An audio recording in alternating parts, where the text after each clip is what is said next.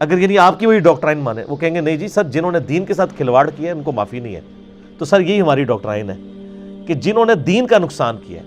یہ جو غل والا تعلق ہے نا، اس کا تعلق ہے کہ آپ کا کوئی ذاتی معاملہ ہے کسی کے ساتھ. جس نے دین کا جنازہ نکالا ہوا ہے وہ تو اللہ اس کے رسول کا دشمن ہے، اس کے بارے میں غل کا رکھنا ایمان ہے. الحب للہ والبغض للہ، بخاری مسلم کی حدیث ہے کہ اس نے ایمان کی حلاوت چکھی جس میں 3 نشانی ہیں. نمبر 1، اللہ اور اس کا محبوب اسے پوری دنیا سے بڑھ کر محبوب ہوں صلی اللہ علیہ وآلہ وسلم. اس میں تو اکثر لوگ کہیں گے جی ہم بالکل جی ایسا ہی ہے. یہ علیحدہ بات ہے کہ جب داڑھی رکھنی پڑتے تو کہتے ہیں یار وہ بیوی سے پوچھنا پڑے گا، ابو سختی کرتے ہیں تو وہ پھر ابو اور بیوی آگے ہو جاتے ہیں. ماں کہتی ہے میں دودھ نہیں بخشوں گی.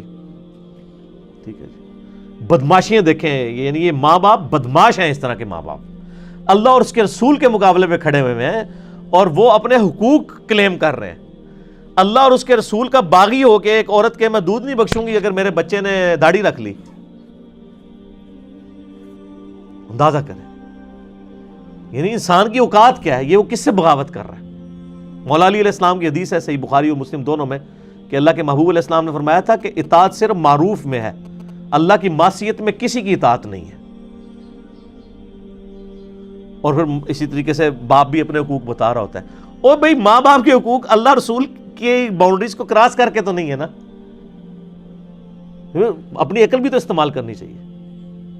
تو جن لوگوں نے دین کا جنازہ نکالا ہے ان کے بارے میں غل رکھنا ضروری ہے، کیونکہ اس میں دوسری نشانی بخاری مسلم میں آئی کہ وہ شخص محبت کرتا ہے تو اللہ کے لیے اور دشمنی رکھتا ہے تو اللہ کے لیے. اور تیسری چیز ہے کہ کفر کی طرف لوٹایا جانا اس کے لیے اتنا ہی مشکل ہو جاتا ہے جتنا زندہ آگ میں جلایا جانا. وہ آگ میں جلنے کے لیے تیار ہو جائے لیکن ایمان نہ چھوڑے، وہ ایمان کی حلاوت چکھے گا.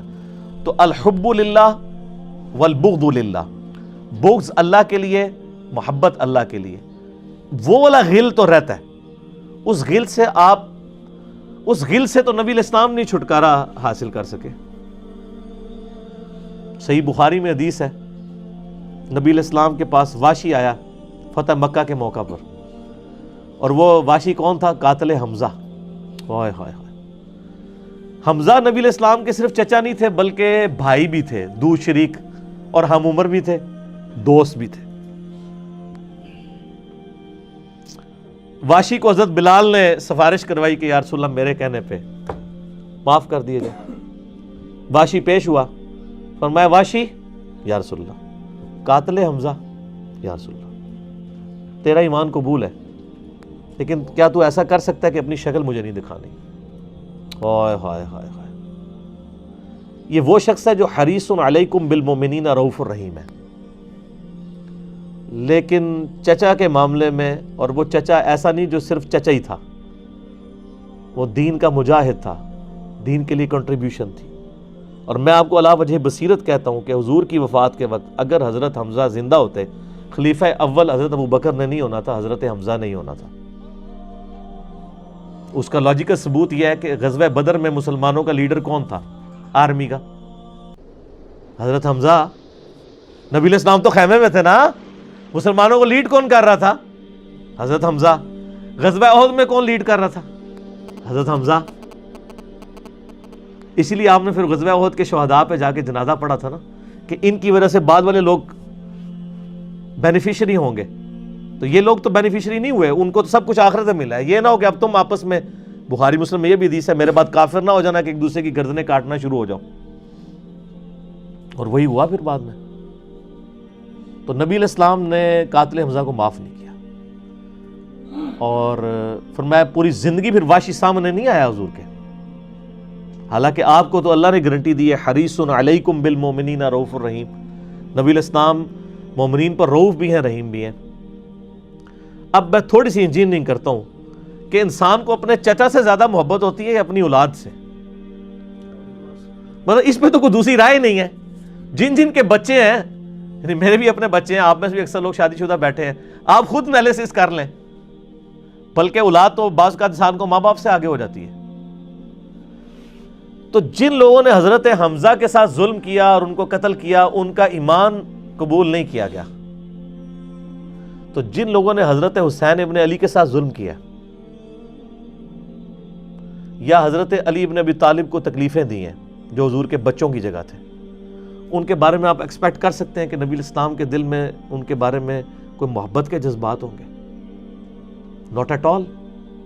حتیٰ کہ آپ دیکھ لیں مسند احمد میں تواتر سے وہ حدیث نقل ہوئی ہے کہ ابن عباس کہتے ہیں کہ ایک دوپہر کے وقت میں نے خواب دیکھا اور میں گھبرا کے اٹھ گیا اس خواب کی وجہ سے. میں نے دیکھا کہ نبی الاسلام جو ہے وہ پرانگدہ حالت ہے، بال بکھرے ہوئے ہیں، جسم پہ گرد پڑی ہوئی ہے، ہاتھ میں خون کی ایک شیشی ہے. اور میں نے کہا یا رسول اللہ میرے ماں باپ قربان آپ کی کیا حالت ہے؟ تو فرمایا کہ یہ حسین اور اس کے ساتھیوں کا خون ہے جو صبح سے میں کربلا میں سمیٹ رہا ہوں. اور یعنی یہ ایک اللہ کی طرف سے دکھایا گیا یہ تشبیہ، یعنی ایک علیحدہ سے ایک محکمہ خواب کے محکمہ بالکل الگ سے ہے. آپ مجھے خواب میں آئے تو آپ کو نہیں پتا ہوگا کہ آپ میرے خواب میں آئے ہیں، یہ اللہ تعالیٰ تمثیلاً دکھاتا ہے. اور نبی علیہ السلام کو خواب میں دیکھ رہا ہے کون؟ صحابی. تو وہ تو کنفرم ہے، بخاری مسلم میں حدیث ہے جس نے مجھے خواب میں دیکھا میری شکل میں شیطان نہیں آ سکتا. اور وہ شکل صحابی کو تو پتا تھی، اور صحابی بھی عام نہیں. عبداللہ ابن عباس کہتے ہیں میں گھبرا کے اٹھا، میں نے وقت اور تاریخ نوٹ کر لی اور دن بھی.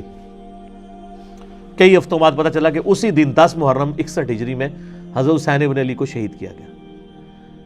تو حسین ابن علی کی وفات کے اوپر یہ ابن عباس کو خواب میں آنا حضور صلی اللہ علیہ وسلم نے انڈیکیٹر دے دیا ہے نا. اسی حدیث کو نقل کر کے اسماعیل دہلوی، جس کو دیوبند اور اہل حدیث جو اس وقت پریکٹیکلی یعنی ایک سمجھ لیں کہ یزید کے ٹھیکیدار بنے ہوئے ہیں اس کے دفاع کے اوپر، ان کے مشترکہ امام ہے اسماعیل دہلوی، شاہ ولی اللہ دہلوی کا پوتا. اس نے جو کتاب لکھی ہے نا تقویت الایمان، جس میں گستاخیاں بھی ہیں، وہ اس کتاب کے اندر ہم نے اس کا جے پی جی بھی لگایا تھا. اس میں اس نے لکھا ہے کہ اس حدیث سے پتہ چلا کہ نبی علیہ السلام وفات کے بعد بھی اللہ کی جنتوں میں حسین کے قتل کی وجہ سے غم زدہ ہیں. اور اس نے بھی لکھا یزید پلید لفظ لکھا.